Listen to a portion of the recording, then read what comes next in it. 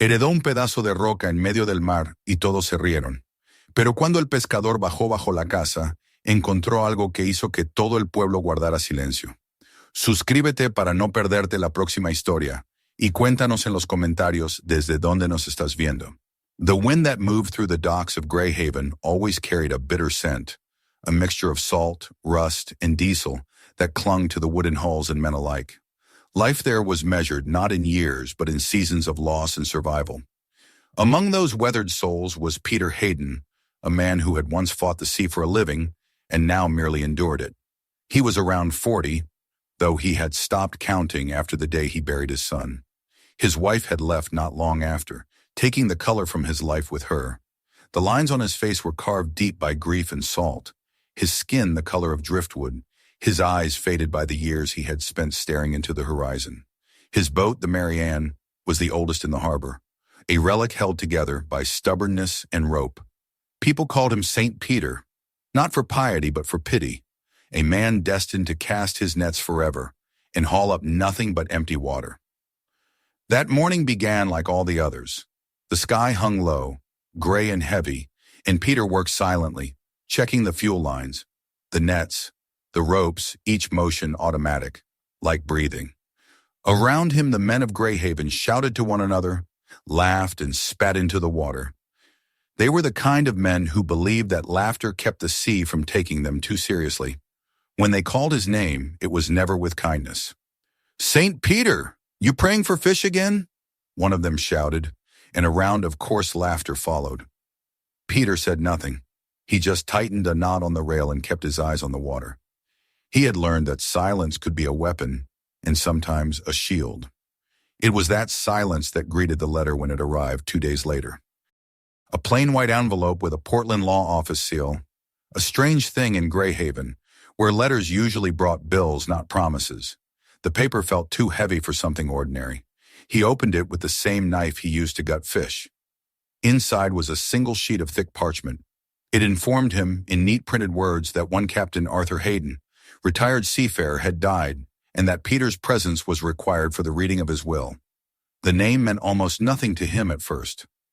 Arthur Hayden.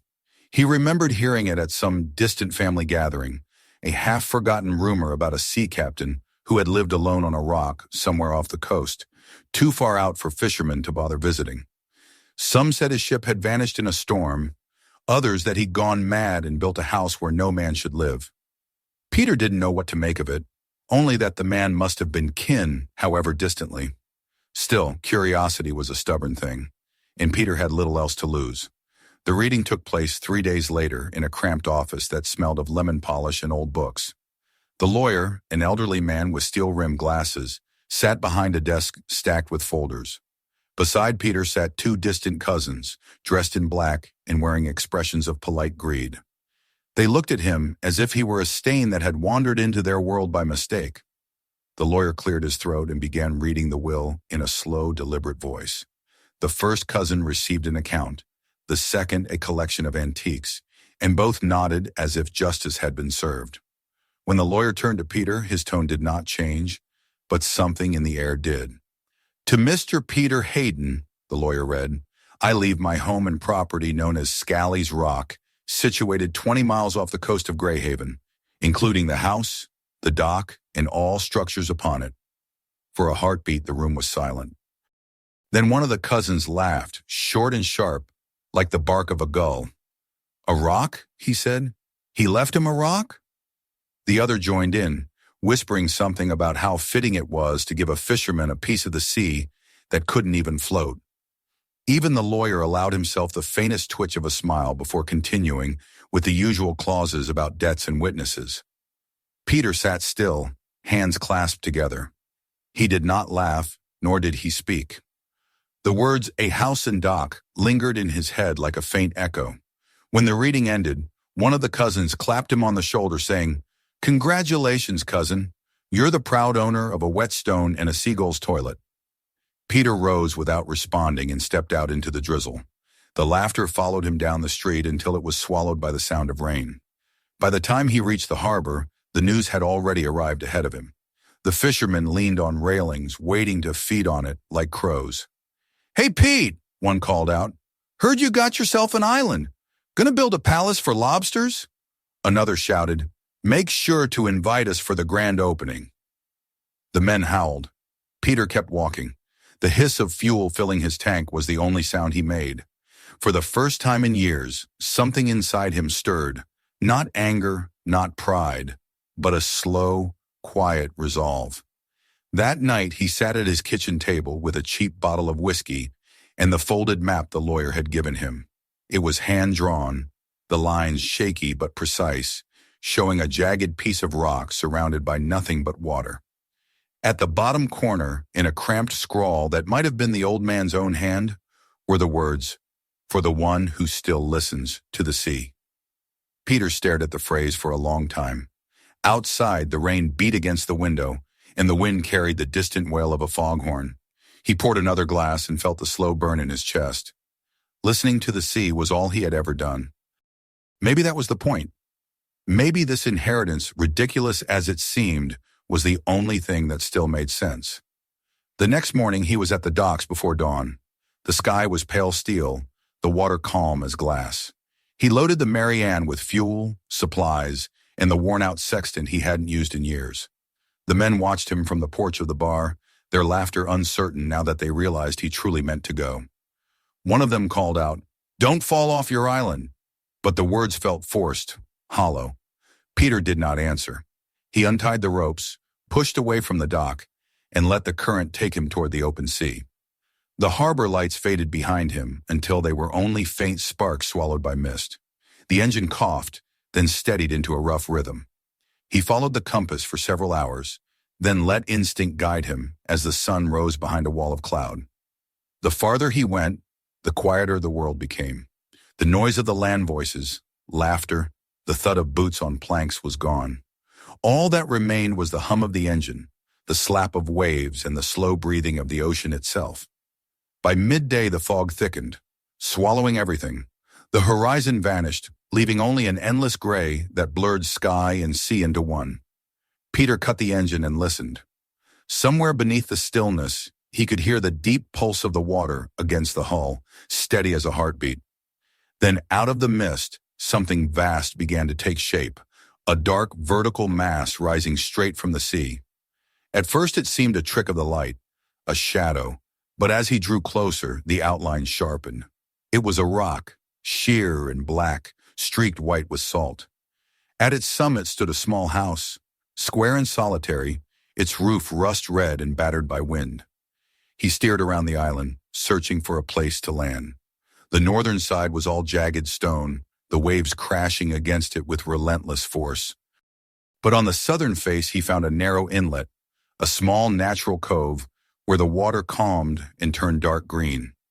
He eased the boat into it and saw, to his surprise, an iron ring embedded in the rock, a mooring point. Long unused but solid. He tied the line, tested the pull, and stared up at the narrow staircase carved directly into the stone. It climbed steeply toward the house like a scar. He started upward, boots slipping on the wet steps, hands gripping the cold railing. The higher he climbed, the stronger the wind grew, carrying the clean scent of open water. When he finally reached the top, he turned and looked back. The world below was all sea and fog, boundless and silent. For the first time in years, he felt something like peace. The house loomed ahead, built of the same granite as the island itself. The windows were shuttered, the door swollen with damp but intact. He pressed against it, and it opened with a low groan. Inside was a single large room bare, tidy and strangely preserved.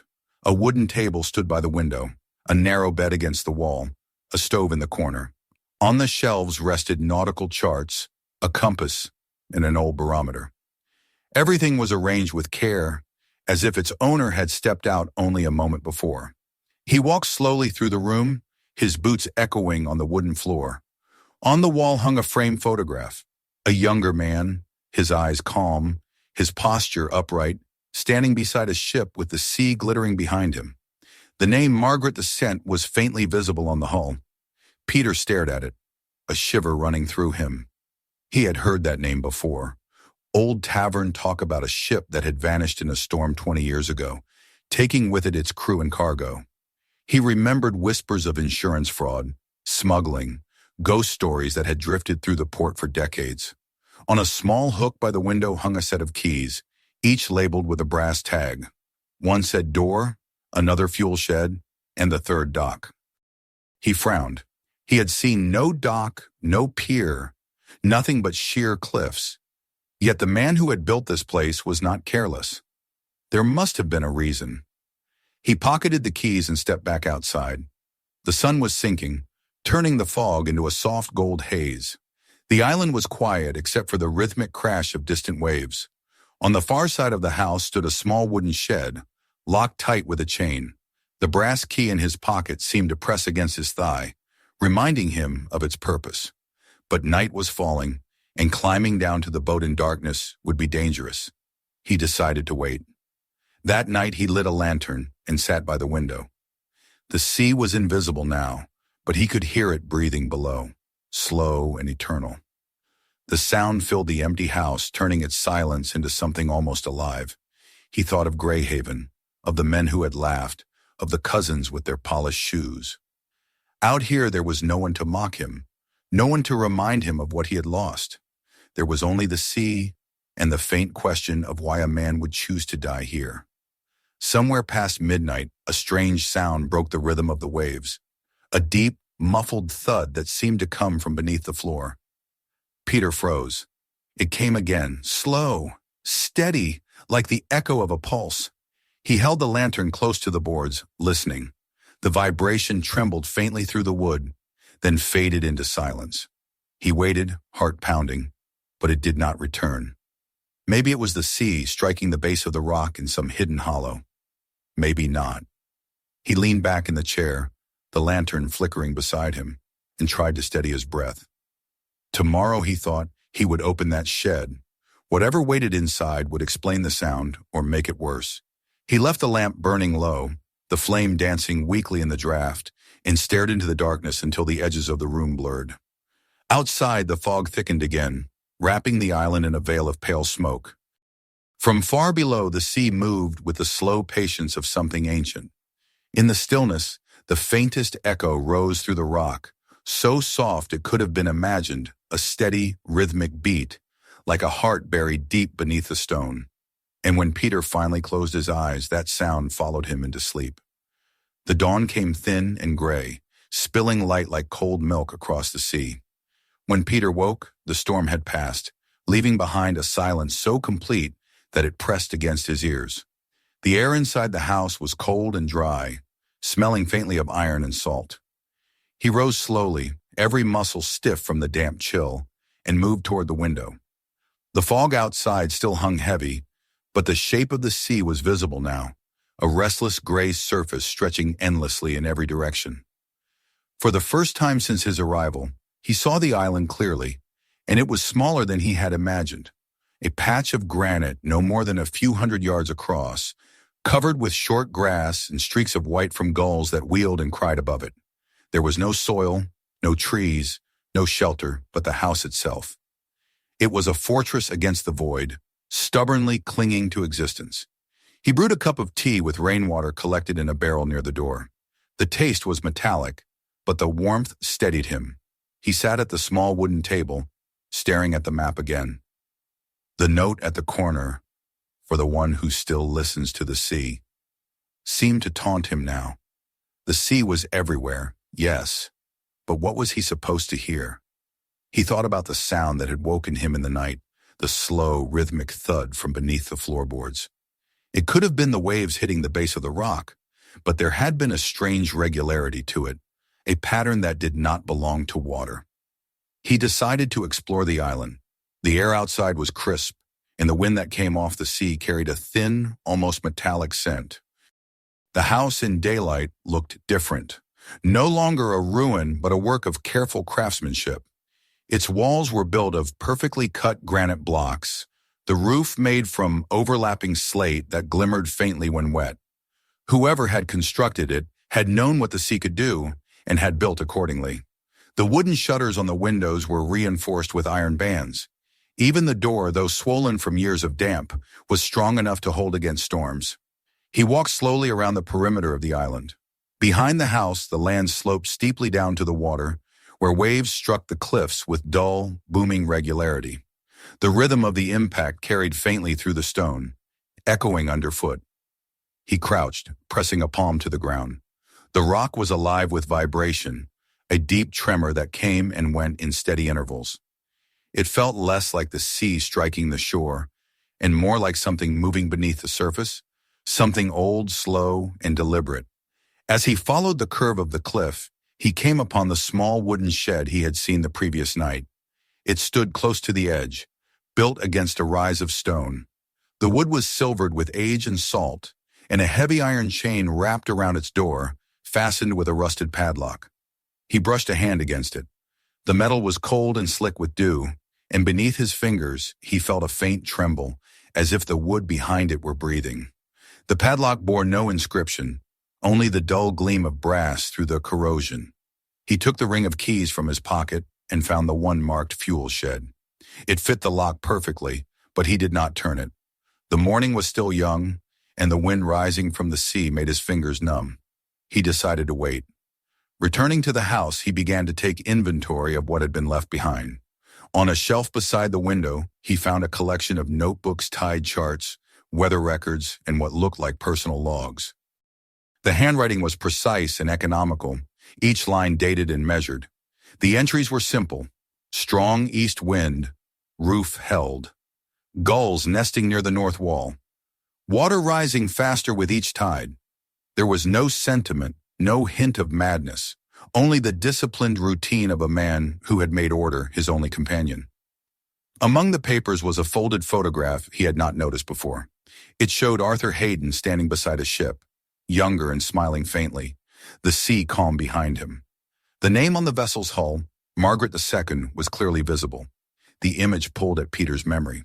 He had heard sailors speak that name long ago, usually in whispers after too many drinks. The Margaret II had vanished during a violent storm 20 years ago, taking her crew and cargo with her. Some said she had gone down near the outer reefs. Others claimed she had been lost on purpose, scuttled for insurance. Whatever the truth, no one had ever found her.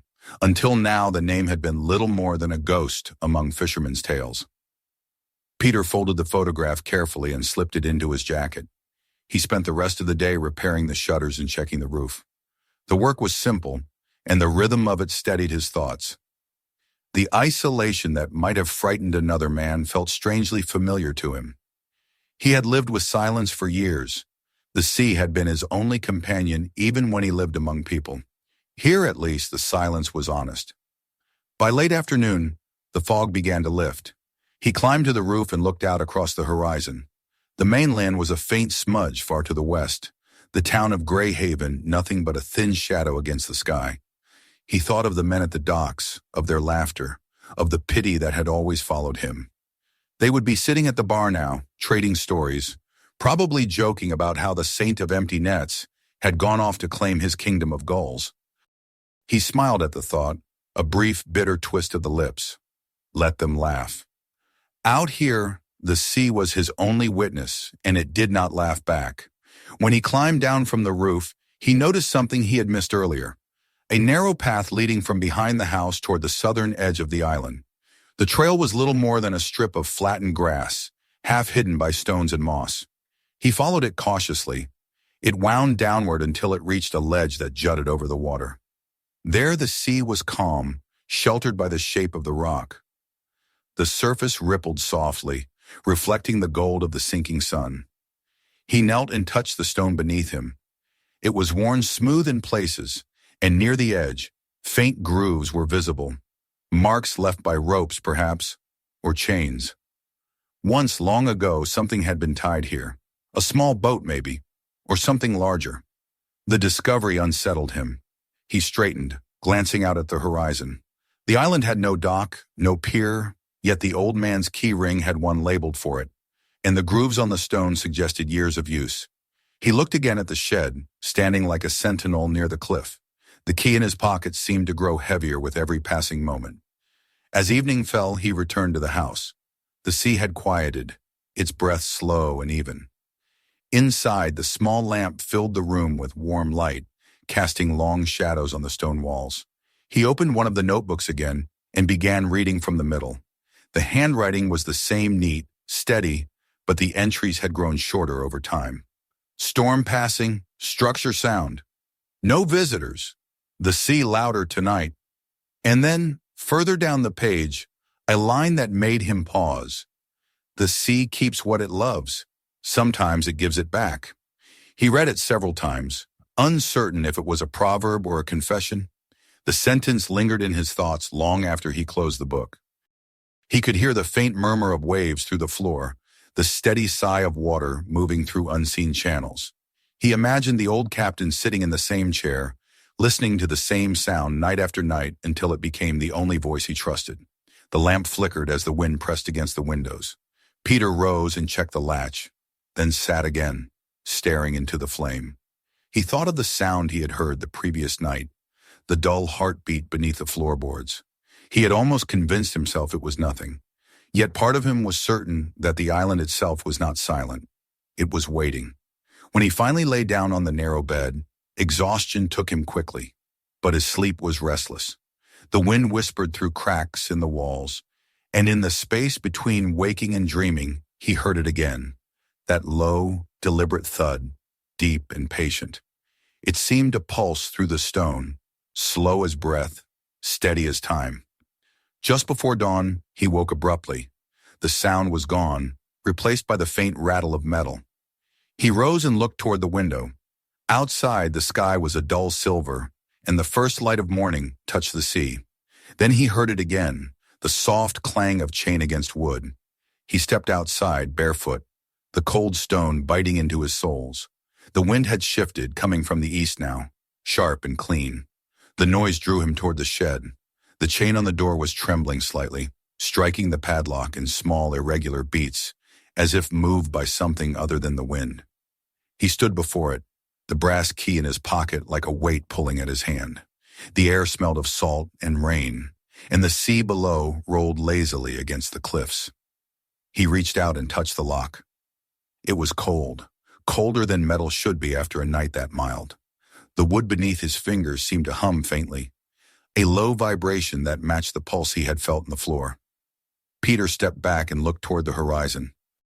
The sun was rising now, turning the mist to gold. The island was silent except for the soft clinking of the chain. For the first time, he felt that he was not alone there, that something beneath the stone was aware of him, waiting for him to act. He took a deep breath and closed his hand around the key. Tomorrow, he thought, he would open the shed tomorrow. But as the wind swept across the island and the chain gave one last metallic sigh, he wondered if the choice would truly be his to make. The morning came cold and clean, the kind of day when the sea looks honest. The air was sharp enough to sting the lungs, and the light, breaking through the fog, gave the rock an almost metallic sheen. Peter rose before dawn, though he had barely slept. The decision had already been made in the silent hours of the night. Whatever secret the shed held, it had waited long enough. He finished his tea, wrapped his jacket tighter around his shoulders, and stepped outside into the pale wind. The gulls circled high above, their cries distant and thin, fading into the vastness of the sky. Everything about the island seemed still, except for the quiet beating of the waves far below. The shed waited near the cliff, its dark outline against the morning mist as sharp as the edge of a blade. The chain on the door no longer rattled. It hung motionless, heavy with dew. The key in Peter's pocket felt heavier than any metal should. When he reached the door, he hesitated for a long moment, his breath fogging in the air. There was no sound but the sea. Then, with a slow, deliberate motion, he slid the brass key into the lock. The metal resisted for a moment before turning with a dull snap that echoed softly in the stillness. The chain fell away, landing with a faint rattle against the wood. When he pushed the door open, the smell of oil and salt greeted him, dry and old like the breath of a closed room that had not known sunlight in years. Inside, the space was narrow and dim, lit only by the thin light spilling in through the doorway. Dust hung in the air like snow suspended in stillness. Rows of tools lined the wall saws, hammers, coils of rope, and several hooks whose use he couldn't guess. On the floor, bolted to the stone beneath, stood a wooden winch, its handle worn smooth by years of use. The rope wound around it disappeared into the floor through a set of planks arranged in a square. Peter knelt and examined the planks. They were nailed down firmly but not sealed. He pried one up with the edge of his knife, then another, until the opening beneath was revealed. A circular iron hatch sat there, its surface blackened with age but still intact. A thick metal ring was fixed to its center. When he touched it, the chill sank instantly into his fingers. The air that drifted up through the seam smelled faintly of the sea, but colder, cleaner like the breath of a place untouched by wind. For a moment, he simply crouched there, listening. From far below came the faintest murmur of water, slow, deliberate, rhythmic. He gripped the ring with both hands and pulled. The hatch resisted, its hinges groaning, then gave way with a deep, resonant sound that seemed to vibrate through the rock itself. Beneath it, a dark shaft yawned open, lined with old timbers and fitted with a ladder that disappeared into the shadows. The air that rose from below was cool and damp, filled with a smell like iron and salt. Peter hesitated only long enough to fetch his lantern from the house. When he returned, he lit it carefully, shielding the flame from the wind. The small glow painted the walls of the shaft in trembling gold. He took a deep breath, set his boot on the first rung, and began to descend. The wood creaked under his weight but held firm.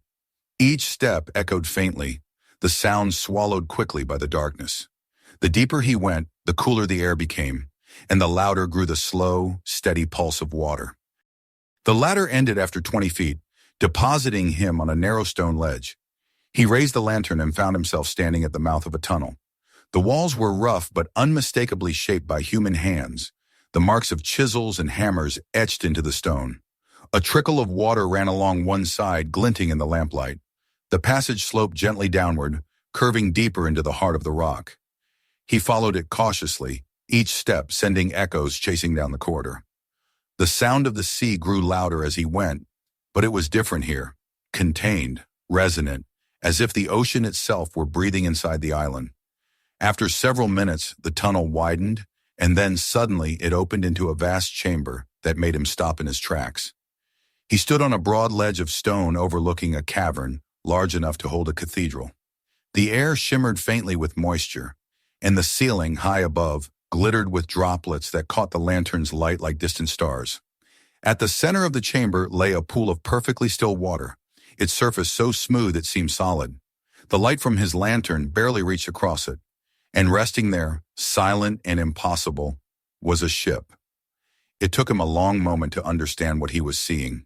The vessel was enormous, its hull curved and dark, preserved beneath layers of salt and time. Its bow faced the narrow archway at the far end of the cavern, where the pool of water met the sea through a low, shadowed opening. The air was thick with the scent of old wood and iron. On the hull, faint but visible, were the letters Margaret II. Peter's breath caught in his throat. He lowered the lantern slowly, the light trembling in his hands. Every fisherman in Greyhaven had heard of the Margaret II. She had been the pride of the coast 2 decades ago, a sturdy trawler built for long voyages, until the storm took her and everyone aboard. For years, people had told stories about her, how she'd been seen drifting without crew, how her captain had gone mad, how her cargo had been cursed, but no one had ever found her, until now. He approached the edge of the platform, the soles of his boots scraping softly against the damp stone. The air grew colder as he neared the ship. A narrow wooden gangplank connected the ledge to the deck. He hesitated, testing it with his weight. The wood creaked, but held. Holding the lantern before him, he stepped carefully across. The deck was covered in a fine layer of dust and salt, but otherwise untouched. Everything was where it should have been. Coiled ropes, rusted cleats, a navigation table with a compass still mounted to its surface. Even the wheel remained upright, frozen in place. He opened the cabin door, which groaned softly on its hinges. Inside, the space was small and perfectly preserved. A bunk against the wall, a shelf of books and charts, a chart table covered with papers yellowed by time. On the far side stood a crate stamped with the faded letters. Norcrest Maritime Coam. Peter crouched beside it and pried it open. Inside were sealed metal containers wrapped in wax paper, along with tools and instruments arranged with meticulous care. There was no sign of panic, no sign of damage. Whoever had left the ship here had done so deliberately. He turned to the chart table and found a book lying there, a logbook. Its leather cover was cracked, but the pages within were dry. He opened it and began to read. The handwriting was firm and steady. The entries began with routine reports, weather, coordinates, maintenance. But as he turned the pages, the tone changed. The last entry, written in larger, hurried strokes, read, "Storm approaching, crew sent ashore, vessel secured beneath the rock, cargo safe." Below it, written more faintly, as if added later, was a single line. "The sea takes what it owns. I will stay to guard it." Peter stared at the words until the letters blurred. The realization came slowly, like a tide rising in his chest. Arthur Hayden had not died at sea. He had hidden the ship beneath this island, sealing it away from the world, and he had stayed here alone to keep it safe. The lantern's light flickered. The air in the chamber was still, heavy with a kind of reverence. He closed the logbook and placed it back on the table. Around him the ship seemed to breathe, the faint whisper of water against its hull like the slow exhalation of a sleeping creature. He imagined the old captain walking these decks, tending to his silent vessel, listening to the sea echo through the stone. Peter made his way back across the gangplank, his mind a blur of awe and disbelief. The tunnel felt narrower on the return, the shadows pressing closer. When he reached the ladder, he paused, looking up toward the square of faint daylight far above. For the first time in years, he felt something he hadn't known he still possessed, a sense of purpose. When he emerged into the shed, the morning light nearly blinded him. The air outside felt thin and unreal after the heavy stillness below. He pulled the hatch shut and looped the chain back through the handles, securing it again, not out of fear, but respect. The secret beneath the rock was not his to expose, not yet. He stepped out into the open air and drew a long breath of the cold, clean wind. The island no longer felt barren. Beneath its surface, it carried an entire world, a story buried in stone, kept alive by the patience of the sea. He walked slowly back toward the house. The sea glittered below, and the sky was a hard, pale blue. He could still feel the faint vibration of the island beneath his feet, but now he knew its source. The rock was not hollow. It was alive with the memory of the ship resting in its heart. Inside the house, he poured himself a cup of tea and sat by the window. The horizon stretched empty and endless before him. Somewhere beyond it lay Greyhaven, where the men who had mocked him would be hauling in their nets, still blind to what slept beneath the waves. He thought of his uncle's final words in the logbook, the vow to stay and guard what the sea had taken. Peter understood now. The inheritance had never been about land or property. It was a duty passed from one man to another, a silent promise to keep the sea's secret safe. As the light faded and the wind rose again, he opened the captain's log once more and reread the last line. "The sea takes what it owns." The words no longer felt like a warning. They felt like truth. When night came, Peter lit his lantern and placed it on the windowsill. Its glow flickered across the waves, reflected faintly in the black water below. Down in the hidden chamber, he imagined the Margaret the Seer lying still, the tide gently rocking her in her cradle of stone. The sea moved through its endless rhythm beyond the cliffs, closing the secret inside itself once more. The world above was quiet, the island breathing softly in its sleep. Peter sat by the window until the stars appeared, knowing that the sea had chosen him and that whatever it kept hidden beneath the rock, it would not give up again easily. The following morning dawned bright and still, a rare kindness from the sea. Peter stood by the doorway, his face turned to the sunlight that broke through thin clouds, glittering across the waves. The memory of the ship beneath the rock still pressed on his mind with the weight of revelation. It was not something he could carry alone forever. The discovery was too great, too impossible to be believed without proof. Yet the thought of strangers crawling through that silent chamber filled him with unease. He had found something sacred, and sacred things were meant to be guarded. For 2 days he stayed on the island, torn between duty and secrecy. He reread the captain's log again and again, tracing each letter as though it might offer guidance. The line, "The sea takes what it owns. I will stay to guard it," seemed to echo louder in his mind with every reading. Arthur Hayden had chosen to remain, but Peter was not made of the same kind of silence. The world above demanded explanations, and he could not keep his discovery locked beneath the stone forever. By the third morning, he made his decision. He packed the logbook, a few photographs, and a sample of the wax-sealed crates from the hold. Then he climbed down to the boat, started the engine, and steered toward the faint line of land in the west. The wind had changed direction, coming from the south now, and the air carried a warmth that felt almost like mercy. Greyhaven appeared on the horizon just before noon, its harbor alive with the clatter and cries of daily work. When Peter stepped ashore, the men who had once mocked him turned to stare. He had been gone for nearly a week. They expected him to return empty-handed, perhaps defeated, but there was something in his face now, a calm, unshakable certainty that made their laughter die in their throats. Without a word, he walked past them toward the harbor office. Inside, the small building smelled of salt, fuel, and paper. Behind the desk sat Officer McBride, a thick-shouldered man with sun-reddened skin and the cautious look of someone used to sorting truth from fishermen's tales. When Peter placed the logbook and photographs on the desk, McBride frowned but listened. At first he thought it a hoax, but when Peter unwrapped the crate, revealing the neatly sealed containers marked Norcrest Maritime Co., the officer's skepticism began to crumble.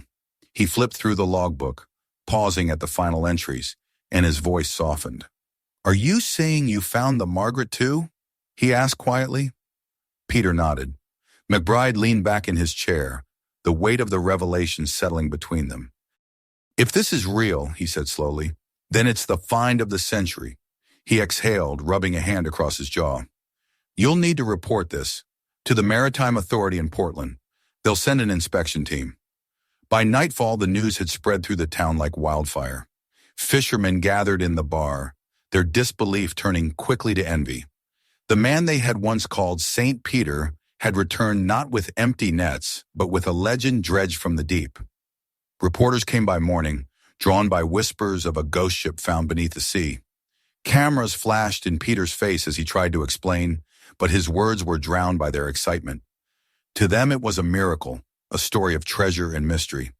To him it was simply the truth of one man's solitude, preserved by stone and water. 2 days later, a small fleet of official boats arrived from the mainland: inspectors, divers, engineers, and a few well-dressed men who looked like they had never seen real seawater. Peter guided them to the island under a gray, heavy sky. The closer they came, the quieter the visitors grew. The island rose ahead, its black cliffs sharp against the clouds. When they landed and stepped ashore, the only sound was the wind sighing through the grass. Inside the shed, Peter unfastened the chain and opened the hatch. The officials followed him down, their flashlights cutting pale circles into the darkness. As they descended into the chamber, the echo of their voices mingled with the soft lapping of the hidden sea. Then the beam of light found the hull of the ship, and every sound stopped. For a long time, no one spoke. The Margaret II lay before them, immense and whole, her timbers gleaming wetly in the artificial light. A few of the engineers swore under their breath. The youngest of them whispered, "It's like a tomb." Peter said nothing. The inspection took hours. They photographed every angle, cataloged each item, and sealed the logbook in a waterproof case for archival examination. When they emerged back into daylight, the officials were already arguing about ownership, jurisdiction, salvage rights, the monetary value of the find. Peter listened in silence, though each word felt like a trespass. They spoke of cutting through the rock to widen the entrance, of towing the ship out and restoring it for display.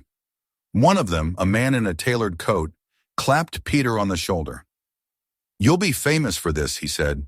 "You found something extraordinary. Imagine a museum exhibit, your name on the plaque." Peter's jaw tightened. "It's not an exhibit," he said quietly. "It's a grave." The man blinked, unsure if he'd misheard. "Surely you understand, Mr. Hayden, the historical value." "I understand," Peter interrupted, and I said no. There was an uneasy silence. The officials exchanged looks. McBride, standing off to the side, met Peter's eyes and gave the smallest of nods. By evening, the inspection crew departed, leaving behind a temporary buoy and a dozen unanswered questions.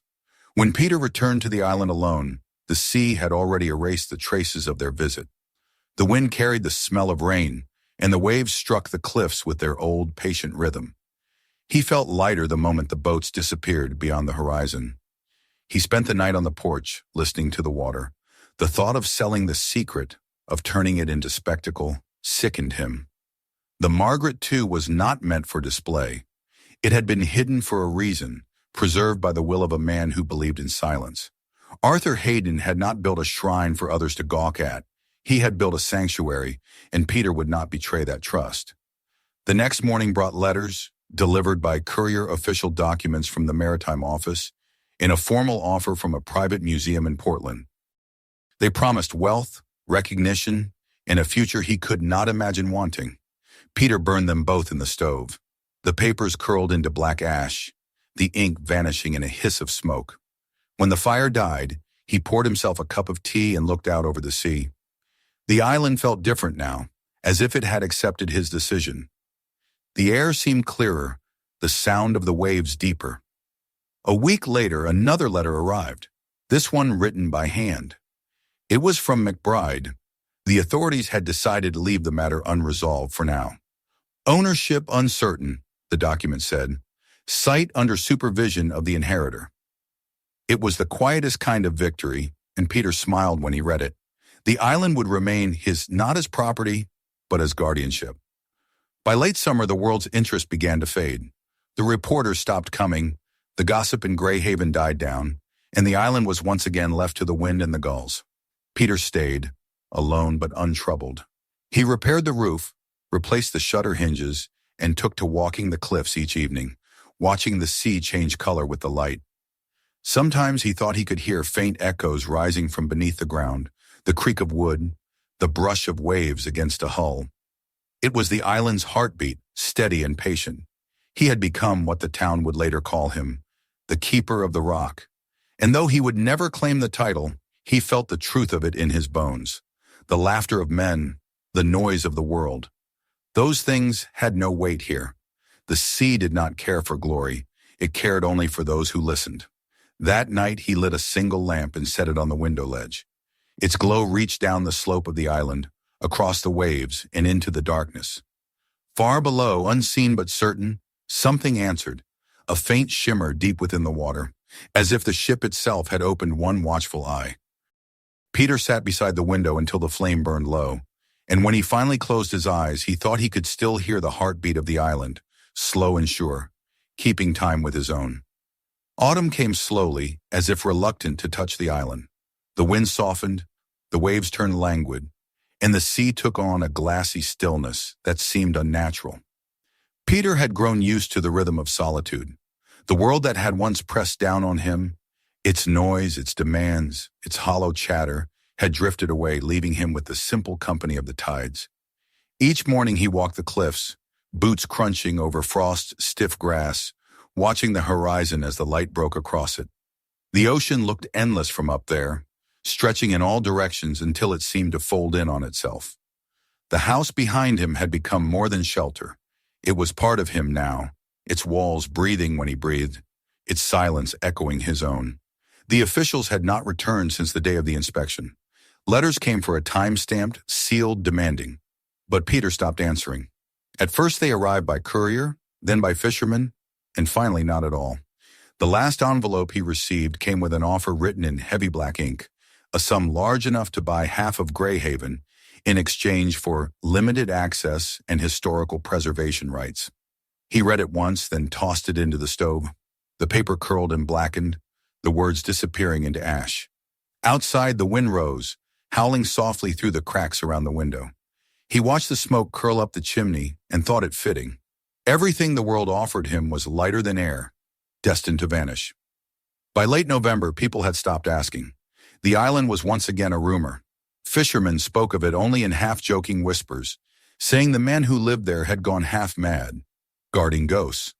Peter smiled at that. They were not wrong, not entirely. There were ghosts here, but they were gentle ones. He could feel them sometimes in the long nights when the waves were calm and the world seemed to hold its breath. Then the island would hum, deep and low, and he would imagine the sound rising from the ship beneath him, as if the Margaret II still dreamed. He began keeping his own records, following the habit of his uncle. In a worn ledger, he noted the height of the tides, the direction of the winds, the temperature of the air.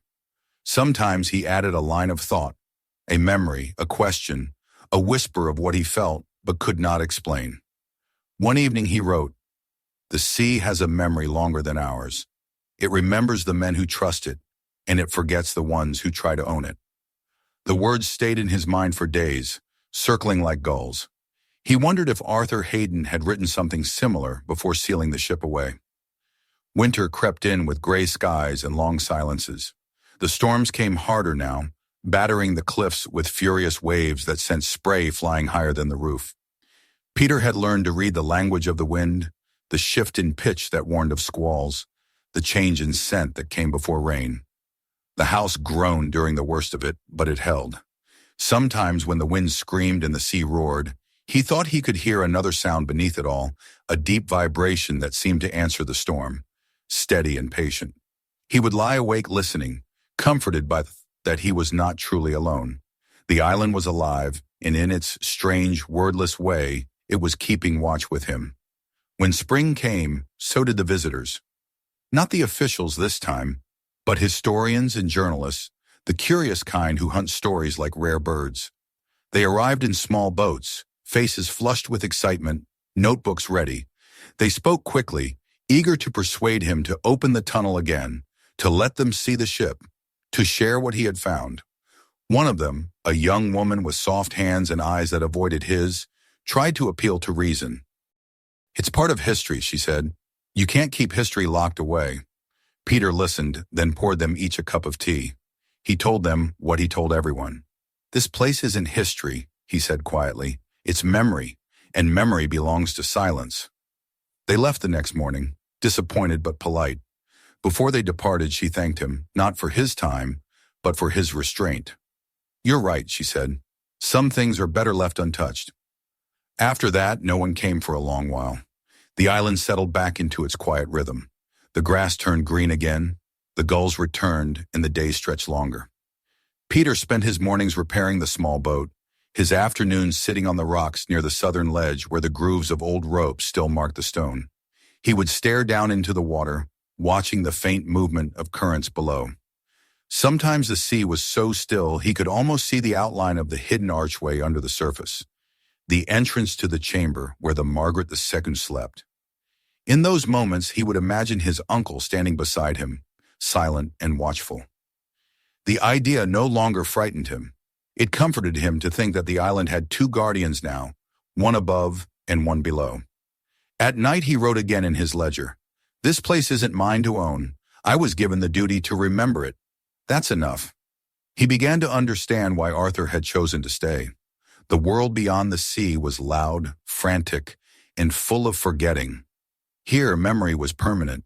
Even when storms tore at the cliffs and waves shattered against the rock, the sea always returned, smoothing everything it touched.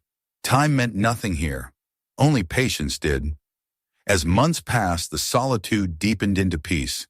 Peter no longer felt the need to measure days. He ate when hungry, slept when tired, and let the sea set his rhythm. The few letters that still found their way to him remained unopened. They belonged to another life, a world that had once mocked him for his quiet and now sought to profit from it. He sometimes thought of Greyhaven, the smell of diesel, the slap of boots on wet planks, but the images came to him now as faint and harmless ghosts. The laughter of those men had long been swallowed by the wind. One evening, near midsummer, Peter sat by the water as the sun dipped low, painting the sky in amber light. The sea was calm, smooth as glass, and the reflection of the house shimmered faintly on its surface. He took the key-marked dock from his pocket, feeling the cool brass against his fingers. It had been months since he had last opened the hatch. The thought of descending into the darkness both tempted and unsettled him, but he did not go. He understood now that not all mysteries needed witnesses. To keep something sacred, one must sometimes choose ignorance. He rose and walked back to the house. On the porch, the wind stirred his hair and whispered through the cracks in the wood. He could smell rain in the distance. Standing there, he felt the weight of his own life settle into something simple and whole. He was no longer the man who had fled from the world's laughter, nor the one who had sought meaning and discovery. He had become what the island required a keeper, nothing more, nothing less. Before going inside, he turned once more toward the sea. The horizon was darkening, and a thin mist was gathering over the water. Far below, the tide moved against the cliff in slow measured strokes. He thought he saw, for just a moment, a faint flicker of light beneath the surface, deep and far within the rock. It might have been the reflection of his own lantern. It might have been something else. Whatever it was, it filled him with a calm he could not name. He lit the lamp in the window and left it there, its glow cutting through the mist. The night settled around the island, quiet and heavy, the sea breathing steadily below. Peter sat by the window, watching the flame dance, and thought about how little the world truly needed to know. Some secrets were not meant for history. They were meant for remembrance. As the wind rose and the waves began their soft rhythm against the stone, he felt the island hum again beneath his feet, the steady pulse of life within the silence, the whisper of a ship that still dreamed under the sea. The years that followed settled over the island like a slow tide. Time no longer moved in days for Peter, but in the long rhythm of the seasons, in the coming and going of storms, in the quiet patience of the sea. The house aged with him, its stones darkened, its timbers silvered by wind and salt. Moss crept up the walls and the windows grew clouded with the breath of countless nights. Yet nothing about the decay felt sad. It was as if the island itself had chosen to keep him, wrapping its rough arms around him with a kind of rough affection. In the mornings when he stepped outside, the air smelled of salt and life, and he thought that nowhere on earth could hold peace like this. His hair turned gray, his hands rougher and slower, but his eyes remained as clear as the horizon he watched. He no longer counted the years. The world beyond the sea might have changed. New men in power, new ships, new wars, but none of it reached him here. The few papers that still washed ashore or arrived by chance told stories that felt as unreal as dreams. He read them sometimes, then used them to start the fire. He had grown beyond curiosity for what lay beyond the line of water and sky. The only truth that mattered was the steady pulse beneath his feet, the life of the island, the heartbeat of the ship sleeping in its hollow heart. In the evenings, he would sit by the window with his old ledger, writing in the fading light. The entries had grown shorter over the years, reduced now to simple observations. Wind from the west, waves calm. Or sometimes a single sentence, written in a hand that trembled slightly but remained legible. The sea still remembers.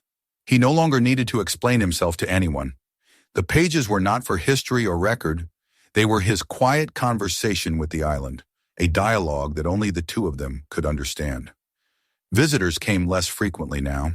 The few who did were younger men who had heard stories in the harbor taverns, stories of the keeper who guarded a buried ship and the ghost light of Scally's Rock. They arrived eager, full of questions, their voices loud against the hush of the sea. Peter would meet them at the landing, offer them tea, and listen politely as they told him what they had heard. When they asked to see the ship, he shook his head with a faint smile. "There's nothing here for you," he would say. "Only silence." Some left frustrated, some confused, but all departed with the uneasy feeling that they had met someone who belonged more to the sea than to the world of men. One of them, a young historian, stayed longer than the rest. He was earnest and respectful, and he did not pry. He spent 3 days helping Peter mend the roof and carry driftwood from the shore. On the last evening, as they sat watching the sunset, he asked quietly, "Do you ever feel lonely here?" Peter thought about it before answering. "Lonely," he said. "No, the sea talks more than people do. You just have to listen the right way." The young man nodded, and when he left the next morning, he promised to tell no one what he had seen. He kept that promise. Years later, he would write that the island had the kind of silence that feels alive, though he never mentioned Peter's name. As age settled into his bones, Peter found himself dreaming more often. The dreams were always the same. He stood in the tunnel beneath the island, lantern in hand, watching the Margaret II drift slowly in her pool of black water. Across the deck, a figure moved, a man with a weathered face and eyes as calm as the horizon. Sometimes he spoke, but Peter could never remember the words upon waking. Yet each time he rose from sleep, there was a quiet assurance inside him, as if the dream had carried a message not meant to be remembered, only felt. He began to think of the dreams not as visions, but as visits. The old captain still walked his ship, and together they kept the same watch. The winter that took him came quietly. The storms had passed early that year, leaving behind weeks of stillness. The sea lay flat and heavy, a sheet of dull silver under a pale sky. Peter moved slower than before, his breath shorter, but he resisted the frailty of his body with the same stubbornness that had once driven him to the island. He knew what was coming and accepted it without fear. Death did not frighten him. It was simply another tide, another turning of the sea's eternal wheel. On his last night, he lit the lamp in the window as he always did. The flame burned steady, throwing its glow across the small room, over the table where the ledger lay open. He sat down, took up his pen, and wrote a final entry. The sea takes what belongs to it. I am ready. Then he closed the book and set the pen aside. Outside, the wind shifted, and the sound of waves rose in gentle rhythm, the same slow heartbeat that had followed him since his first night on the island. He smiled, leaned back in his chair, and closed his eyes. The next morning, fishermen from Greyhaven found his boat drifting near the shore, its oars shipped neatly, the rope trailing loose behind it. When they reached the island, they found the house locked but quiet. Inside, everything was in its place, the kettle still on the stove, the lamp burned down to its wick. Peter sat by the window, his hands folded in his lap, the faintest trace of contentment still lingering on his face. On the table before him lay the open ledger, its final page visible, the ink dry and dark. They buried him on the cliff above the sea, near the small patch of grass that caught the first light of dawn. The townsfolk, many of whom had once mocked him, came to watch the service. Some claimed they heard the sea grow still as the last shovelful of earth fell on the grave. After his death, the island was left alone. The authorities debated what to do with it, whether to turn it into a memorial, a museum, or simply to let it be. In the end, the sea made the decision for them. A storm that spring tore the old path away, flooding the lower cliffs and sealing the entrance to the tunnel with stone and sand. When the storm passed, the island stood smaller, quieter, as if it had drawn itself inward to guard its secret once more. No one ever found the passage again. The ship remained where it had always been, cradled in darkness, rocked gently by the water that had claimed it. In time, the story of Peter Hayden and the Margaret the Coup became legend. Sailors told it around fires on calm nights, each adding their own flourish. Some said that the ship had never existed at all, that the island had swallowed its keeper along with his madness. Others swore that on certain nights when the sea was perfectly still, a single light could be seen burning faintly atop the cliffs, as though someone still watched from the window. A few claimed to have seen two lights, one above, one far below, glimmering deep beneath the waves like the reflection of a lantern carried through water. Years passed, and the world moved on. But the legend endured. Scally's Rock became a point on maps and in stories, a warning and a wonder. Fishermen still avoided its waters, not out of fear but respect. They said it was bad luck to shout near the island, that loud voices angered the sea.